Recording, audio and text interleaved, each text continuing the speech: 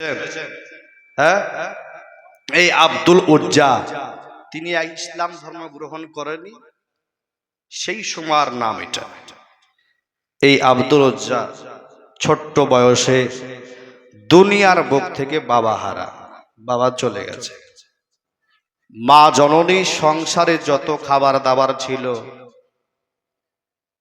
বড় অভাব, সে মা জননী যতটা পারে সেবা যত্ন চালিয়ে যায়। এইভাবে মা জননী যখন আর পারলো না, এই আব্দুল উজ্জা কিন্তু চাচার ঘরে চলে গেল। বন্ধুরে আমার, দোস্ত বুজুর্গ,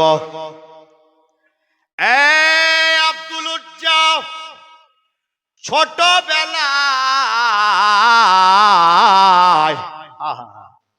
বাবা দুনিয়া থেকে বিদায় নিয়ে চলে গেল। মায়ার বাড়িতে কতদিন চলবে? মেয়েরা তোর কাজ করতে পারে না, বাইরে যেতেও পারে না।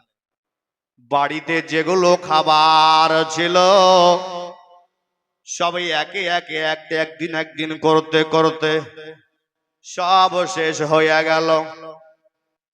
আব্দুল উজ্জা তার মা বলল, বেটা আমার বাড়িতে আর খাবার হবে না, যাও যাও যাও, তুমি তোমার চাচার বাড়ি চলে যাও, চাচার বাড়ি চলে যাও।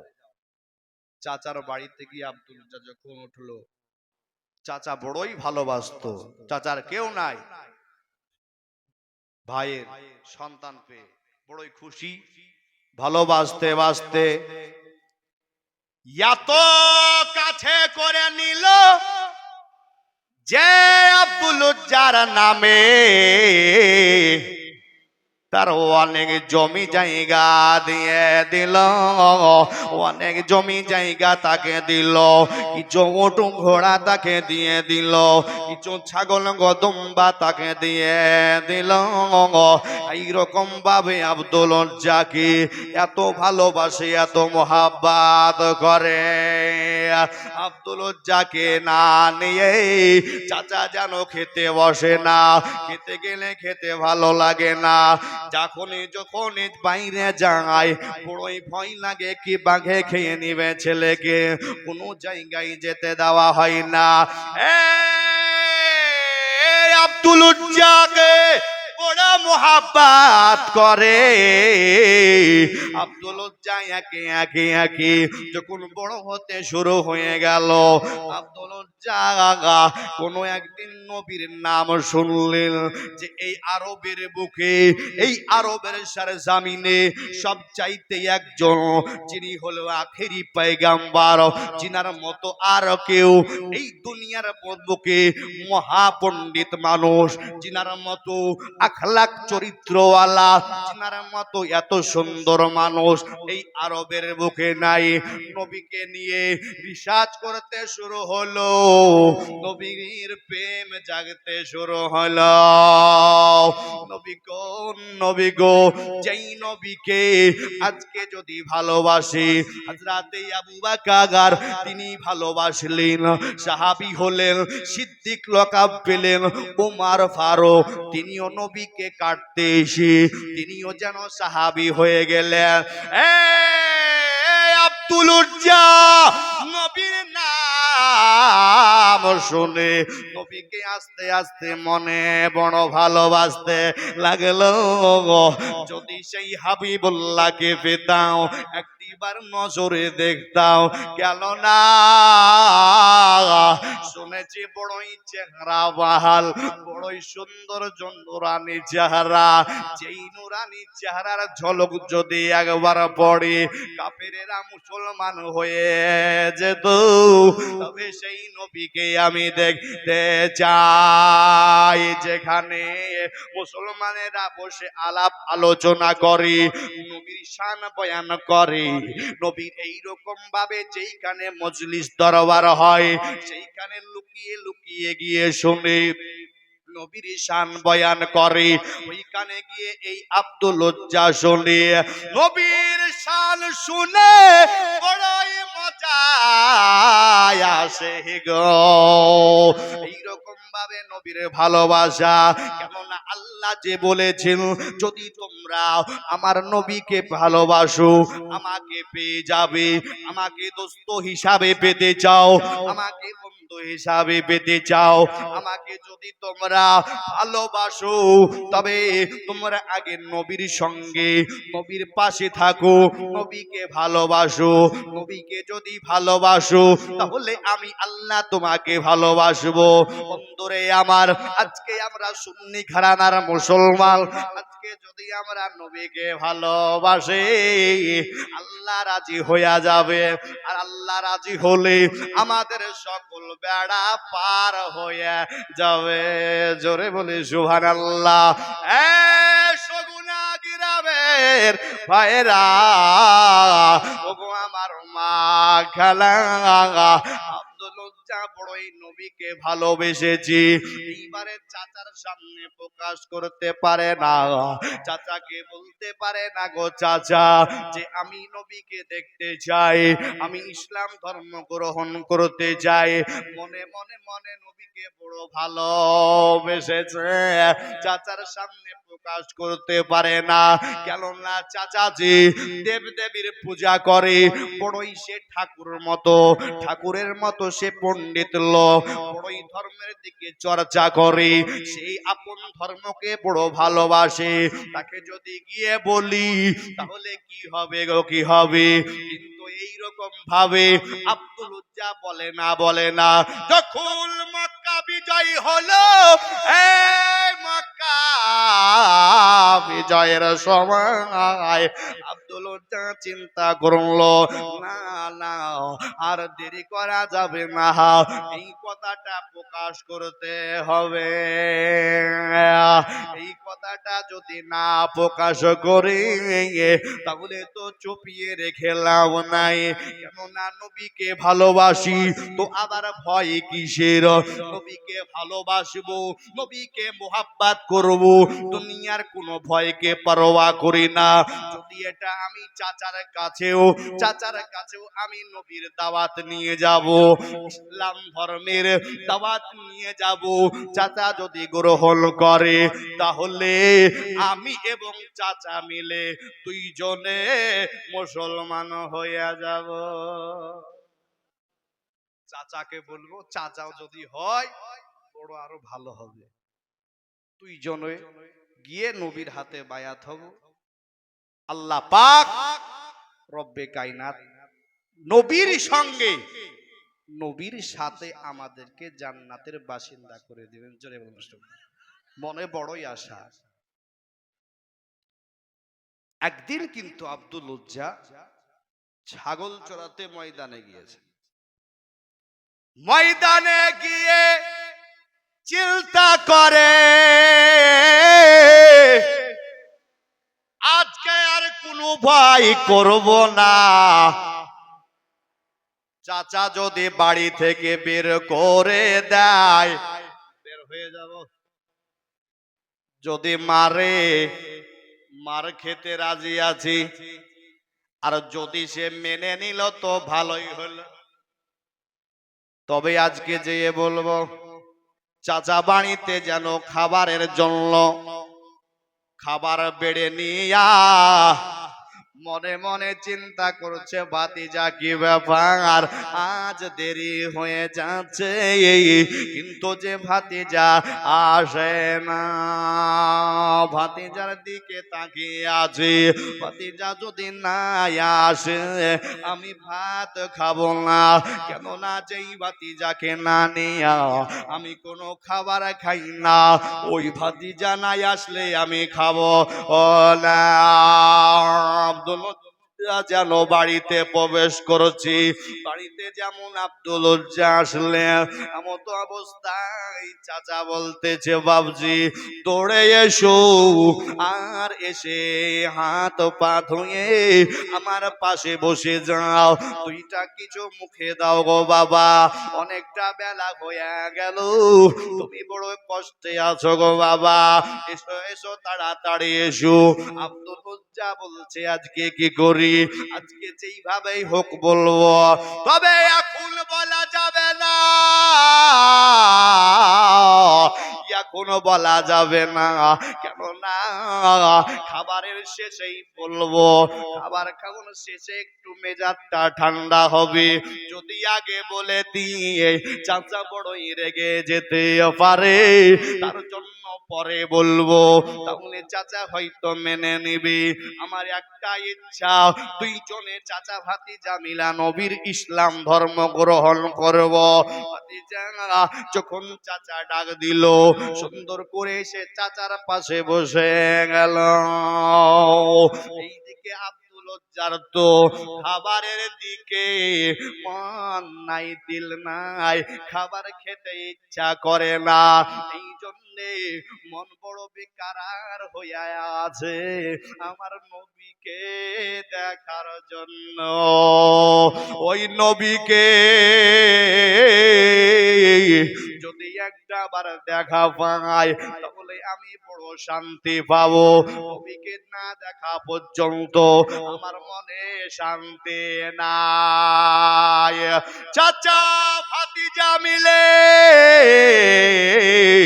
খেতে বসেছি, খাওয়ার পরে আব্দুল লজ্জা কিছুবার কয়েক লোকমা মুখে দিয়া খাবার যেন বন্ধ করে দিয়েছে। বলছে, ভাতিজা তোমার যে বড়ই মন খারাপ, কি হয়েছে? ছাগল চড়াতে গিয়ে কেউ কি তোমাকে মেরেছে? কেউ কি তোমাকে ধমক দিয়েছে? কিসের জন্য তোমার মনটা খারাপ? সঙ্গে সঙ্গে বলতেছেন, চাচা আজকে আপনাকে একটা কথা বলবো। চাচা দিল থেকে একটা কথা বলবো, আপনি কি মানবেন? বলছে, বলো। যদি মানার মতো হয় তো মানব। বলছে, বলো। বলছে, চাচা চাচা এই আরবের মধ্যে সব চাইতে ভালো মানুষকে, আপনি কি মুহাম্মাদকে চিনেন? বলছে, আরে ভাতিজা আমি বড়ই চিনি, তবে সেই মুহাম্মদ সাল্লাল্লাহু আলাইহি ওয়াসাল্লাম কেমন মানুষ? চাচা বলতেছে, ভালো মানুষ, এত ভালো যে তার মতো এই আরবের মধ্যে দ্বিতীয় আর কেউ নাই। জোরে বলুন সুবহানাল্লাহ। মুসলমানের ধর্মগুরু, ধর্ম নেতা মা আমিনার লাল, যিনি দুনিয়ার বুকে এসেছেন আখেরি নবী হিসাবে, মুসলমান সকলেই মানি, আমরাও বিশ্বাস করি, কিন্তু তার ধর্ম পালন করব না। তিনি বড়ই সত্যবাদী আমরা জানি। মা বোনেরা একটু চিৎকার করিয়েন না, চুপচাপ শুনে। বন্ধুরে আমার, চাচা তবে সে কেমন মানুষ? বলছে, ভাতিজা আমার জানা মতে তার মতো এই আরবের মধ্যে দ্বিতীয় কেউ নাই। জোরে বলুন সুবহানাল্লাহ। এইবারে হযরতে আবু বকর কি আমার নবী সম্পর্কে জিজ্ঞাসা করা হলো। আবু বকর বলছে, শোনো ও জগতের মানুষ, শুনে নাও, এই দুনিয়ার বুকে যত জন আছে, যত মানুষ আল্লাহ পাঠিয়েছেন, সকলের চাইতে আমার নবী সুন্দর। আমার নবীর মতো এই দুনিয়াতে দ্বিতীয় নাই। তবে আপনি এটা বলতে পারেন, আপনার মনে এটা প্রশ্ন জাগতে পারে, হয়তো হযরতে আবু বকর তিনি হয়তো শুধু শাম সিরিয়া দেশ ভ্রমণ করেছে, তিনি কি মুর্শিদাবাদে এসেছে, তিনি কি নদিয়াতে এসেছে, তিনি কি এই সুগনাতে এসেছে? এই আবু বকর কিভাবে বলে দিল যে দুনিয়ার বুকে যত মানুষ আছে সব চাইতে আমার নবী বেশি সুন্দর? তবে একজন বলছি, যিনি ফারিস্তাদের মধ্যে একজন। হযরতে জিবরিল আমিনকে জিজ্ঞাসা করা হলো, হযরতে জিবরিল আমিন বলছে, এই সারা দুনিয়ার বুকে আনাচে কানাচে লক্ষ্য করে দেখলাম, সারা দুনিয়ার বুকে ভালো করে দেখলাম আমার নবীজির মতো আর দ্বিতীয় কেউ নাই। জোরে বলুন সুবহানাল্লাহ। শুধু ভাসে একটাই প্রিয় নাম, বলো সাল্লাল্লাহু আলাইহি ওয়াসাল্লাম, বলো সাল্লাল্লাহু আলাইহি ওয়াসাল্লাম। আকাশের টানে টানে কোকিলের গানে গানে, আকাশের টানে টানে কোকিলের গানে গানে, শুধু ভাসে একটাই প্রিয় নাম, বলো সাল্লাল্লাহু আলাইহি ওয়াসাল্লাম, বলো সাল্লাল্লাহু আলাইহি ওয়াসাল্লাম। আমরা পাপী তাপে আল্লাহ তাআলা দাও গো মাফি, আমিন। আমরা পাপী তাপে আল্লাহ তাআলা দাও গো মাফি। আমরা নবী পাকের যে গোলাম, বলো সাল্লাল্লাহু আলাইহি ওয়াসাল্লাম, বলো সাল্লাল্লাহু আলাইহি ওয়াসাল্লাম। শুধু ভাসে একটাই প্রিয় নাম, বলো সাল্লাল্লাহু আলাইহি ওয়াসাল্লাম, বলো সাল্লাল্লাহু আলাইহি ওয়াসাল্লাম। আল্লাহুম্মা সাল্লি আলা মাওলানা মুহাম্মাদ ওয়া আলা আলিহি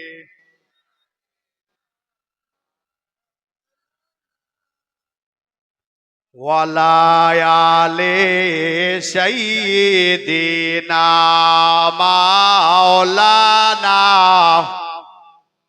সাল্লি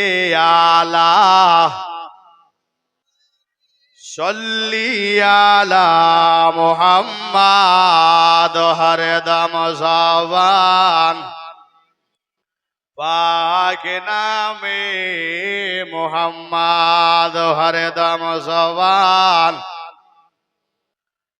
শফিনা মুহাম্মাদ সাল্লাল্লাহু আলাইহি ওয়াসাল্লাম। চাচার সঙ্গে ভাতিজার কথা হচ্ছে। চাচা, যখন শুনলাম তিনি সব চাইতে ভালো মানুষ, সব চাইতে আখলাকওয়ালা, তিনার মতো দ্বিতীয় কেউ নাই,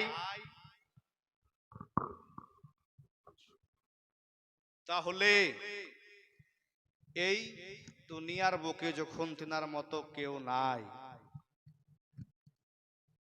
যখন আপনি বললেন ভালো, তাহলে চলুন না চাচা তার ধর্ম ইসলাম আমরা গ্রহণ করি। জোরে বলুন সুবহানাল্লাহ।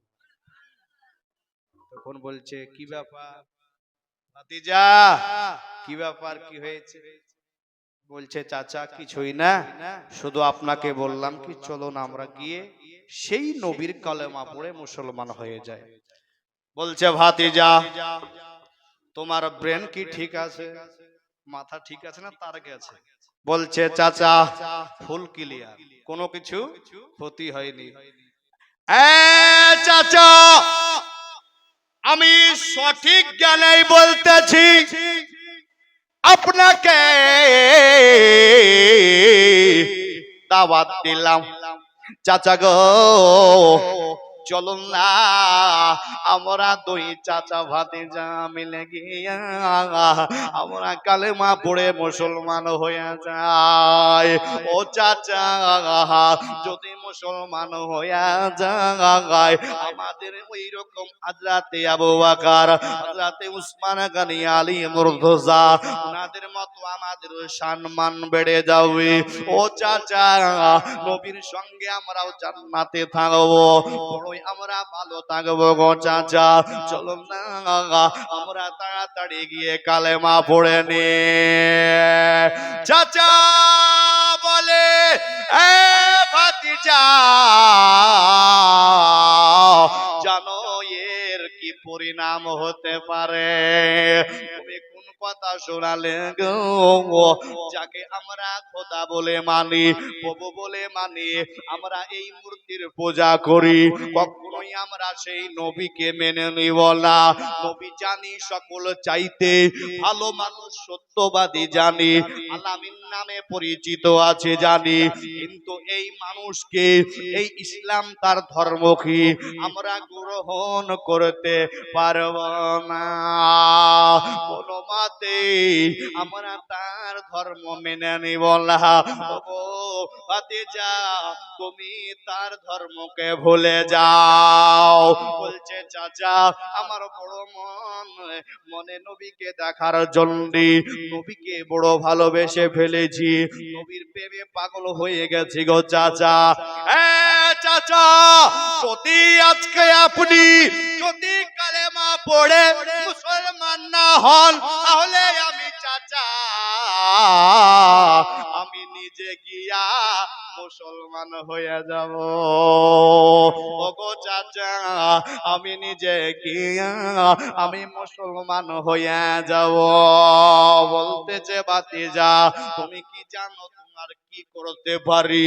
ওরে ভাতিজা তুমি যদি এইরকম করো, আজকে তোমাকে টাকা পয়সার মালিক বানিয়েছি, তোমাকে অনেক ধন সম্পদের মালিক বানিয়েছি, আমার বাড়ির দায়িত্ব তোমাকে দিয়ে দিয়েছি, আমার বাড়ির যে জমিটা আছে ওটাও তোমার নামে লিখে দিয়েছে, তোকে বড় ভালোবাসি রে ভাতিজা, তোকে বড় মোহাব্বত করি রে ভাতিজা, আর আজকে তুমি আমাকে এইরকম ফেলে রেখে দিয়া ওই মুহাম্মদ কালেমা পড়তে যাও। আব্দুল উজ্জা যদি তুমি ওই মুহাম্মাদের কালেমা পড়ো, তোমাকে সব কিছু ছেড়ে দিতে হবে, জমি জায়গা ছাড়তে হবে, ধন সম্পদ ছেড়ে দিতে হবে, তোমাকে উট বকরি ছাগল যেগুলো তোমাকে দিয়েছি দম্বা সব আমাকে ফিরিয়ে দিতে হবে। বলছে চাচা আমি রাজি। জোরে বলুন সুবহানাল্লাহ। সব করতে রাজি আছি। চাচা জমি দিয়েছো নবীর জন্য, জমি দিয়ে দিতে রাজি আছে গো চাচা। তুমি ধন সম্পদ যদি নিতে চাও তবে আমি তোমাকে দিয়ে দিব, কিন্তু ওই নবীর কাছে আমি যাব, নবীর কালেমা, ওই কালেমা খানে আমি পড়তে চাই, নবীর পাশে আমি থাকতে চাই গো চাচা। এইবারে বলতেছে ভাতিজা বেশি বাড়াবাড়ি করো না, তবে তোমার চাও যখন তুমি নবীর কাছে যাবে, তবে তুমি আমার জমি জায়গা দিয়ে দাও, তবে তুমি রাজি কি রাজি না? বলতেছে রাজি। সুবহানাল্লাহ। গরু ছাগল বকরি যেগুলো আছে দিয়ে দাও। বললাম যাও তোমাকে দিয়ে দিলাম। চাচা কি মনে করো যদি তুমি আমার জান চেলাও তবু দিতে রাজি আছে। हम गुलामान मुस्तफा है, जान देने से नहीं डरते, सर कट जाए या रह जाए कुछ परवाह नहीं करते। এখান থেকে একটু হালকা টাচ দি, যেমন আপনারা শুনেছেন হযরতে বেলালের ঘটনা, কাফেরেরা হযরতকে বেলালকে এত ছড়া দিয়েছে, এত যন্ত্রণা দিয়েছে, এত মেরেছে, রাতের বেলায় উপরে পা করে নিচে মাথা করে ঝুলিয়ে রেখেছি, হযরতে বেলালকে মরুভূমির ময়দানে শুইয়ে দিয়ে উপরে পাথর চাপিয়ে দিয়েছে, শেষ পর্যন্ত হযরতে বেলালকে মরুভূমির ময়দানে খালি ময়দানে শুইয়ে দিয়া ও হযরতে বেলালের পায়ে রশি বেঁধেছে, উটের পায়ে রশি বাঁধিয়ে বেলাল উট টানবে, বেলাল ছেড়াবে, বেলালকে কত কষ্ট দিয়েছি, বেলালকে কাফেররা বলেছে এ বেলাল কালেমা ছেড়ে দে, কালেমা তুমি ছেড়ে দাও, বেলাল বলেছে না আমি কালেমা ছাড়তে পারবো না। কাফেরের দলেরা শুনে নে, যদি আমি কালেমা ছাড়বো না, যদি তোমরা আমাকে মারতে মারতে মেরেও ফেলো তবুও কালেমা ছাড়বো না। এই জন্যে কালেমা আমি ছাড়বো না। আমি হলাম নবীর দিওয়ানা, জোরে বলো সুবহানাল্লাহ। আমি হলাম নবীর আশিকানা, নবীর মাস্তানা, हम गुलामाने मुस्ताफा है। আমি নবীর গোলাম, জান দেনে সে नहीं डरते, জান দিতে ভর ভয় করি না। সর কাট যায় যদিও মাথা চলে যায়, ইয়ার রহ যায় যদি আমার থেকে যায়, তবুও কোনো পরোয়া করে না। সেদিন পড়ল কালেমার নাজরানা, হইল বেলাল দিওয়ানা, আর কোনদিন বেলাল নবী ভোলে না। সেদিন পড়ল কালেমার নাজরানা, হইল বেলাল দিওয়ানা, আর কোনদিন বেলাল নবী ভোলে না।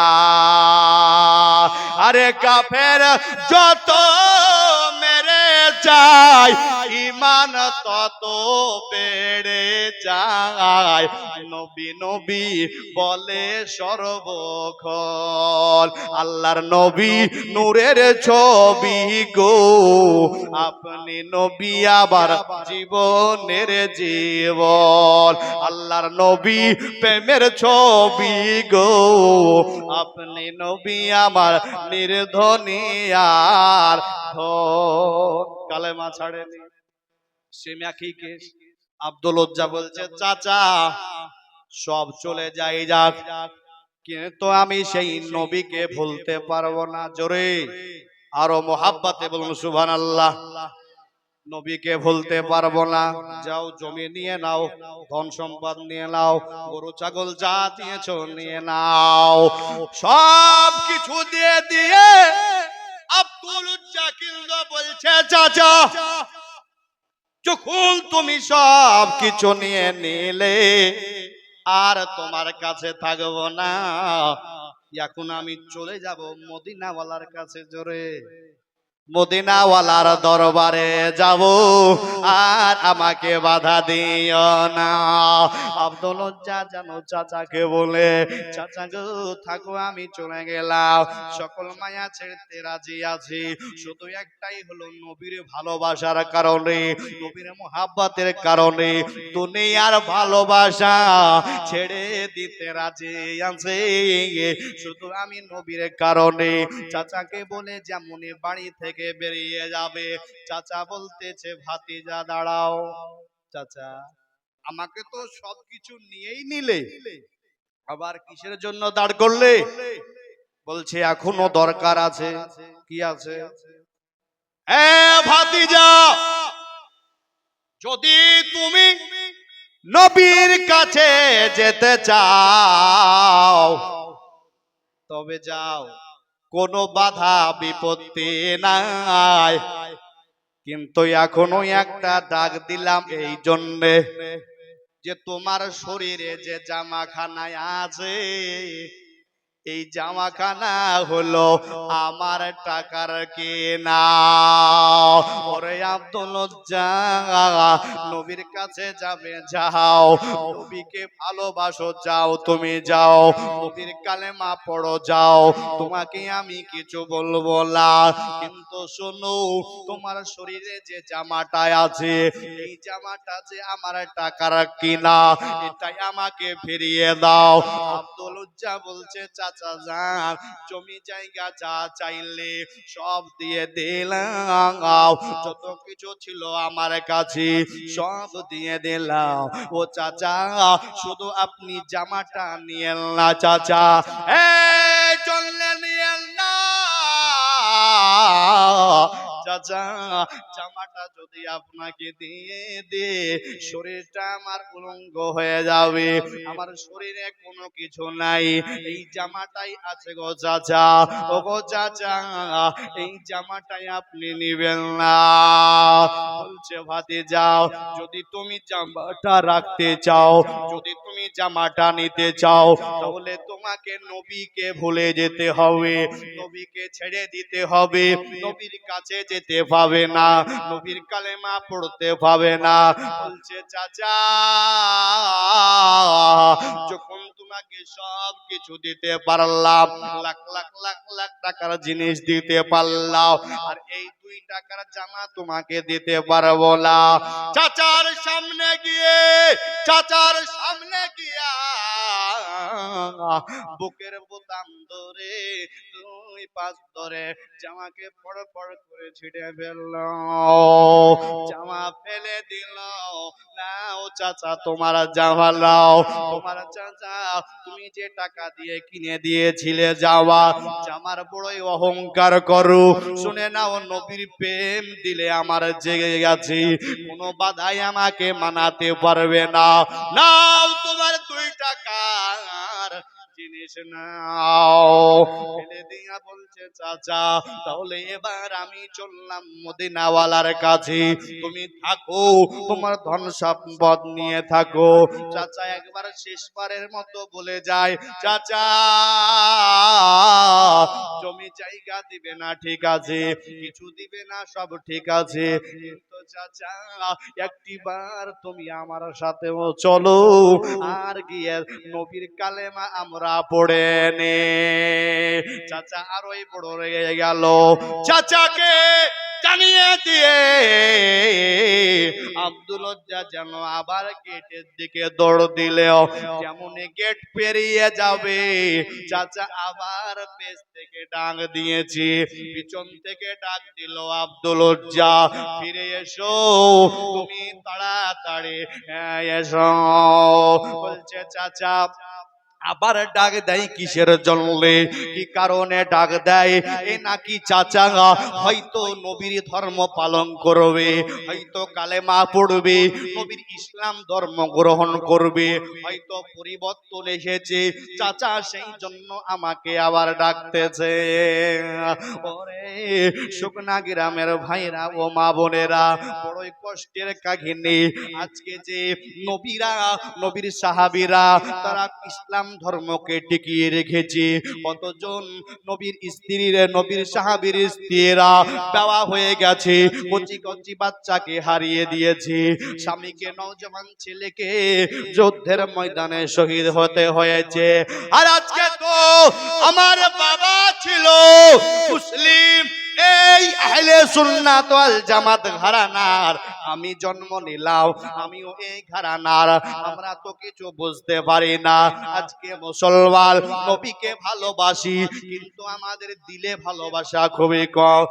অপর বলি নবীকে ভালোবাসি, আমরা নামাজ পড়তে পারি না। আজকে দেখা যায় 100%-এর মধ্যে 2% নামাজ পড়ে, বাদ বাকি নামাজই পড়ে না। পড়ে তাই কিনা? আজকে এইরকম আমাদের অবস্থা। অনেকে আছে যদি বলা যায় ওগো আমার বাবা, ওগো চাচা নামাজ পড়তে চলেন, তো বলবে নামাজ পড়লাম না তো কি হলো, ঈমান পুখতায় আছে। নামাজ পড়লাম না তো ঈমান পুখতা আছে। বন্ধুরে আমার, নবীর মেহমান, নবীর আমরা উম্মত, নবীকে ভালোবাসি, নবীকে মহব্বত করি, নবীর সুন্নাত মুখে যদি নিয়ে যেতে পারি, নবীর সুন্নাতের প্রতি দুনিয়ার বুকে যদি একটি আমল করতে পারি, আল্লাহর নবী সেই দিন ওই সুন্নাতের বদৌলতে আমাকে জান্নাত দিয়ে দিবেন। জোরে বলুন সুবহান। বিরাদারান ইসলাম, আব্দুল উজ্জা চিন্তা করছেন, চাচা হয়তো ডাক দিলেন, হয়তো চাচা কালেমা পড়বেন, আমার সঙ্গে যাবেন। আব্দুল উজ্জা দৌড়ে গিয়ে বলছে চাচা কিসের জন্য ডাক দিলা? চাচা বলতেছে ওরে ভাতিজা,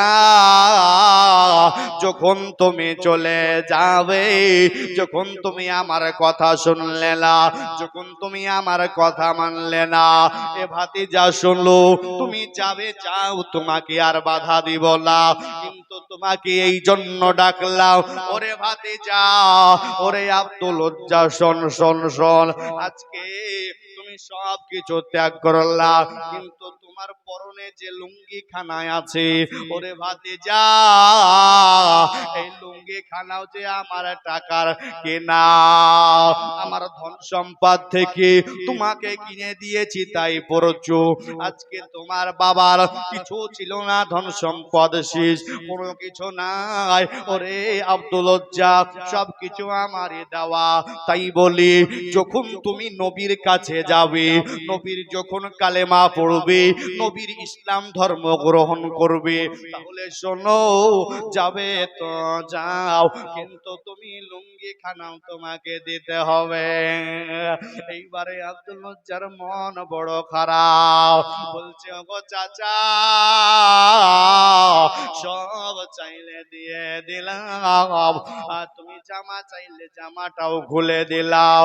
এ চাচাজি এবার যে তুমি লুঙ্গি কানা চাইছো গো চাচা, ওগো চাচা যদি লুঙ্গি খানা দিয়ে দিয়ে চাচাই আমি বড় উলঙ্গ হয়ে যাব। ওগো চাচা আপনি এইটা ছেড়ে দেন, কেননা আমি যে উলঙ্গ হয়ে যাব, লজ্জা আমারও লজ্জা স্বরূপ আজকে দুনিয়ার মানুষ হাসবে। আজকে আমি কিভাবে নবীর দরবারে যাব গো চাচা? চাচা আপনি লুঙ্গি খানা নেবেন না, এই লুঙ্গি খানা ইজ্জত ঢাকার জন্য রেখে দিয়ে গো চাচা, এটা আপনি ক্ষমা করে দেন। বলছে না না, যখন তুমি নবীর ধর্ম পালন করবে, নবীর কাছে যাবে, কতই বড় দিলে নবীর প্রতি মায়া, নবীকে খুব ভালোবেসে ফেলেছো, তবে না এটাও আমি দিব না। আর যদি তুমি লুঙ্গি খানো রাখতে চাও, তবে তোমাকে কালেমা ছাড়তে হবে, তবে তোমাকে ওই নবীর কাছে যাওয়া চলবে না, ওই নবীকে ভালোবাসা চলবে না, তোমাকে আমার কাছেই থাকতে হবে, তোমাকে আমার ধর্মে বিশ্বাস করতে হবে। বলছেন চাচা জীবনের সব কিছু দিয়ে দিলাম, সব কিছু ত্যাগ করতে পারলাম, শেষ পর্যন্ত জামাটা দিয়ে দিলাম। ওগো চাচা নবীর জন্য সব ত্যাগ করে দিলাম, তুমি এটার জন্য আমার ঈমানকে কমজোর করতে চাইছো? ওগো চাচা নাও নাও, তোমার লুঙ্গি তুমি নিয়ে নাও। লুঙ্গি কানা পড় পড় করে খুলে চাচার সামনে ফেলে দিল। আব্দুল লজ্জা উলঙ্গ হয়ে গেল। আজকে ইসলামের জন্য, নবীকে ভালোবাসার জন্য, নবীকে মোহাব্বত করার জন্য আজকে তাদেরকে উলঙ্গ হতে হয়েছে। চাচা লুঙ্গি খানাও নিয়ে নিল, লুঙ্গি খানাও দিল না। এইবারে আব্দুল লজ্জা গেল, ওইখান থেকে দৌড় দিলেন বাইরের দিকে। আর দেরি করব না, আর জায়গায় থাকা যাবে না, ডাইরেক্ট আমি যাব নবীর দরবারে, মদিনা বলার দরবারে যাব। নবীকে বড় দেখার শখ, নবীকে বড় ভালোবাসি। আল্লাহ আমাকে নবীকে দেখিয়ে দাও। এবারে আব্দুল লজ্জার পুরো শরীর উলঙ্গ অবস্থায়। আব্দুল লজ্জা বলছেন এই অবস্থায় তো মদিনায় যাওয়া যাবে না, নবীর কাছে যাওয়া যাবে না। আব্দুল লজ্জা একটা পাক ব্যাগ খেয়ে গেল। আব্দুল লজ্জা বলছে মায়ের কাছে যায়, মা জননী এত ভালো মানুষ, এই মায়ের কাছে যাই, নিশ্চয় কিছু ব্যবস্থা হবে। বাড়ির ভিতরে গিয়া, বাড়ির কাছে গিয়া মা মা করে ডাক দিল। মা জননী অনেকদিন পর সন্তান বাড়িতে এসেছে, ব্যাপার কি হয়েছে? এত কণ্ঠস্বর স্বর বসা বসা মনে হচ্ছে, মনে হচ্ছে কান্না করছে, কি ব্যাপার এত কান্নার স্বরে ডাকছে? কি ব্যাপার, কিসের জন্য আজকে বেটা এত উন্মাদের মতো ডাকতেছে? মা মা করে চিৎকার করে ডাকি, মা যেমন রুম থেকে বেরিয়ে দেখছে জোয়ান যুবক বেটা উলঙ্গ অবস্থায় দাঁড়িয়ে আছে। মা ঘরের ভিতরে গিয়া মা জননী কান্না করতে লেগেছে। ওরে বেটা, তোর কিসের জন্য এই অবস্থা? বলছে মা, এই কাহিনী হয়ে গেছে গো মা। আজকে নবীকে ভালোবাসার জন্য সব চাচাকে দিয়ে এসেছি, নবীর কাছে যাওয়ার জন্য সব কিছু ছাড়তে হয়েছে। মা জননী, তোমার কাছে যদি কোনো কাপড় থাকে গো মা, তবে আমাকে কাপড় দাও, আমি আমার লজ্জা স্থানটা হেফাজত করি। ও মা, তুমি আমাকে কোনো কাপড়ের ব্যবস্থা করে দাও। মা জননীর কাছে একটা কম্বল ছিল, ছেঁড়া কম্বল। এই ছেঁড়া কম্বল খানে, এই কম্বল খানকে দুই টুকরা করে ছেলের গায়ে ফেলে দিল। নাও বাবা, কম্বলটা পরে নাও। আব্দুল উজ্জা যেন কম্বল খানাকে নিচে তিনি পরনে লুঙ্গি হিসাবে পরলেন, আর একটি কম্বল শরীরে বদনে দিয়ে দিলেন। শরীরে লাগিয়ে দিয়ে মা জননীকে বলতেছে, মা তুমি কান্না করিও না, আমার জন্য দোয়া করো গো মা। আমি যাব মদিনাওয়ালার কাছে, মা জননী খুব ভালোবাসি। আজকে একটা এই কথাই আর একটি কথা মনে পড়ে গেল। এক নওজওয়ান, এক যুবক মা জননীকে নিয়া, বুড়ি মা জননীকে পিঠে নিয়ে নবীর দরবারে হাজির হয়ে গেল। নবীর দরবারে হাজির হওয়ার পরে বলতেছে, ইয়া রাসূলুল্লাহ, ইয়া হাবিবাল্লাহ, আয়া ও মায়ার নবী গো, আপনার কাছে একটা জিনিস জানতে চাই। ইয়া রাসূলুল্লাহ, আজকে যে আমি এই আমার পিঠে দেখছেন বুড়িমা, এই বুড়িমাকে আমি নিয়ে আমি মক্কা শরীফে গিয়ে কাবা শরীফকে 7 বার চক্কর লাগিয়েছি, সাফা মারওয়ায় মাকে ঘাড়ে করে নিয়ে দৌড়াদৌড়ি করেছি, নিজে হাতে জমজমের পানি পান করিয়েছি। ইয়া রাসূলুল্লাহ, ইয়া হাবিবাল্লাহ নবী গো, আমি আমার মাকে আমি আরাফাতের ময়দানে, মুজদালিফার ময়দানে, মিনার ময়দানে নিয়ে গেছি গো ইয়া রাসূলুল্লাহ। এখন আপনি বলুন, এত কিছু করলাম ইয়া রাসূলুল্লাহ, ইয়া হাবিবাল্লাহ নবী গো, আমি আমার মায়ের দুধের ঋণ শোধ করতে পেরেছে কিনা?